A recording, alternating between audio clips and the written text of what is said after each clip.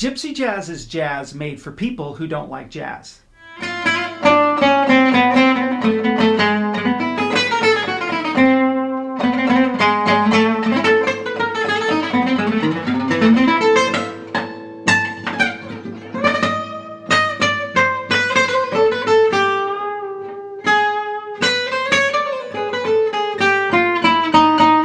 Gypsy jazz was made popular by the late, great Django Reinhardt. Some people consider Django as being the original guitar shredder. He did things on the guitar that had just never been done before. Even great rock and roll guitarists such as Jimi Hendrix and Jerry Garcia credited Django Reinhardt as a major influence on their playing. So Django founded the band Hot Club Paris back in the 1930s. So in fact, Gypsy jazz is sometimes referred to as hot jazz. So Django was born in Samois, France, from the Reinhardt family, and they were manouche.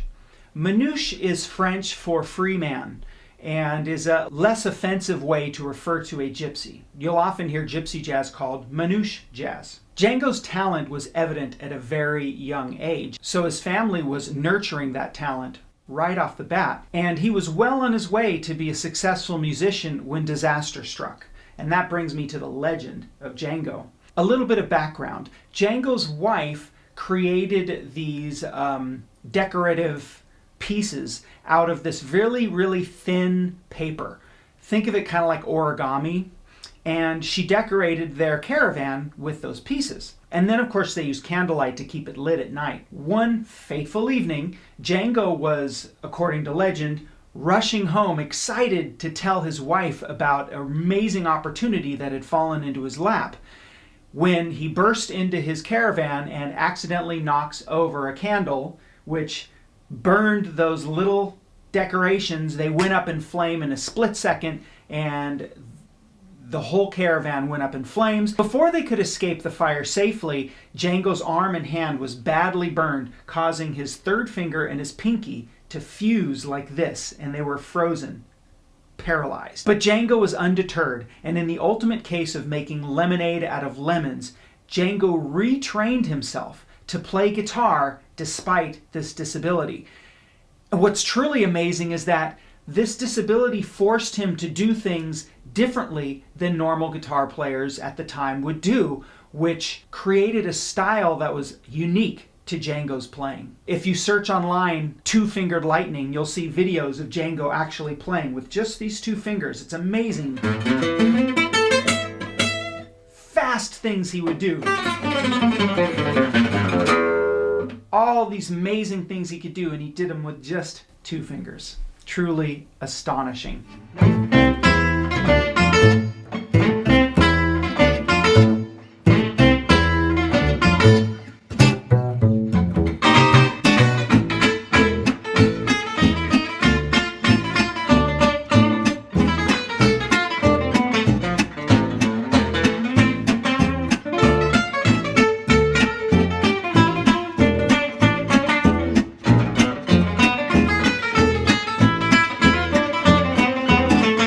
Now, you may not realize it, but it is very likely you've heard gypsy jazz. A lot of people have heard it and just don't know. When I was in a gigging gypsy jazz band, after performances, we would often be approached by an audience member who would tell us that this music sounds so familiar to me. I've heard it, but what is it?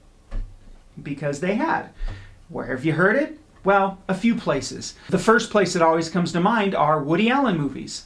If you are a fan of Woody Allen movies in the past, you'd hear his songs because Woody Allen was a huge Django Reinhardt fan, and his music found its way in a lot of Woody Allen's movies. In fact, one of his movies, Sweet and Lowdown, was a sort of mockumentary about Django. Granted, it was actually about a character named Emmett Ray, an American guitar player who would refer to himself as the best guitar player in the world, except for that gypsy in France, Django.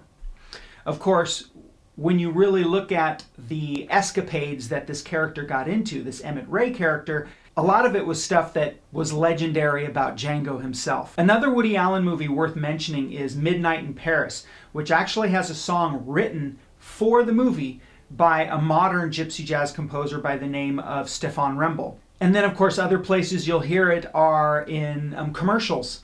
Now, if there's a place or a movie that you really remember hearing it, let me know down in the comments below. So why is it jazz that appeals to people who don't like jazz? Well, for a lot of people, jazz comes across as sounding a lot like noise. When they hear it, it's like a cacophony of sound that their minds just can't make sense of what they're hearing. It doesn't sound pleasing to the ears. And the reason for this is because of what we call dissonance. In music, there's a concept of dissonance to resolution, which is kind of like when you're watching a movie that's suspenseful and you're on the edge of your seat and then suddenly it's resolved and you relax. That's why dissonance is nice once it resolves. Same for a sporting event. Your favorite team's in a game and the game is really close and then finally they win. That dissonance of being like, I don't know what's going to happen, and then suddenly they win, it makes the win that much sweeter than when they just blow the other team out. In jazz, especially what we call bebop jazz, which kind of became the forefront of jazz style, and that is where we got dissonance upon dissonance upon dissonance, what jazz players call playing out. And that is where they go outside the normal harmony of the music and play things intentionally dissonant. Now, ultimately, the point is to bring it back to the harmony and resolve the dissonance.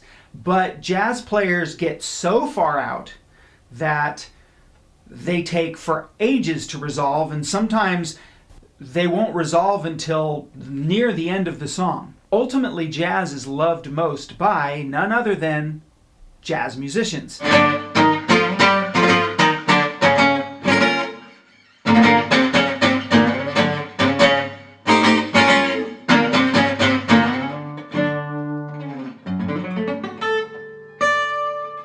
But Django is a different story. Django played a little bit out, not a whole lot.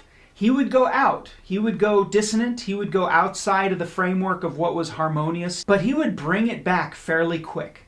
When you listen to Gypsy Jazz, you can actually understand what you're hearing a lot better, and it does sound melodic and pleasing to the ear. Now, for me, the next thing that makes it particularly pleasing to a non-jazz lover is the instrumentation itself. What you generally see with a Gypsy Jazz band is guitar, 2 to 3 guitars, in fact. Guitars tend to take the role of the drummer. Now, if you listen to this guitar,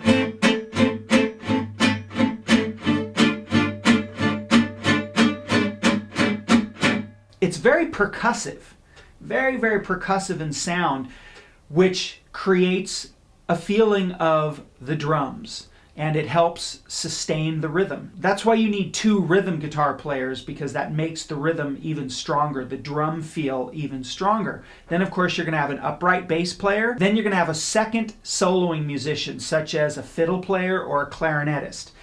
You hear all sorts of other options more and more in modern Gypsy Jazz. You'll hear wide array of different instruments finding their way in quartets or quintets, but it's all acoustic, and it just creates this really haunting, beautiful sound. Now, ironically, at the time that Django was creating Gypsy Jazz, in a sense, on the other side of the ocean in the US, bluegrass was being born in a similar way, with a similar instrumentation: guitar, fiddle.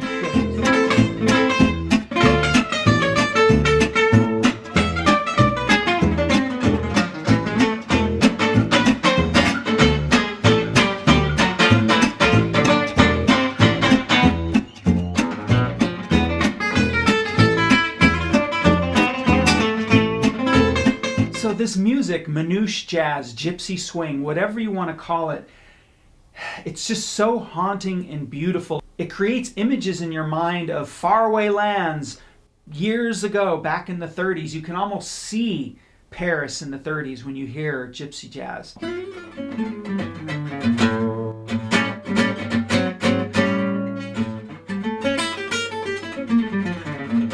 Gypsy Jazz is so beautiful, melodic, and accessible that it possessed me. And I left rock and roll for almost a decade, hardly touched my electric guitar. I played in a Gypsy Jazz band, and who knows, I may have stuck it out had certain things gone a little differently. But that's going to be part of my next video, which will be from rock and roll to gypsy jazz and back. That's it. If you enjoyed what you heard, please subscribe to my channel and come back for the next video.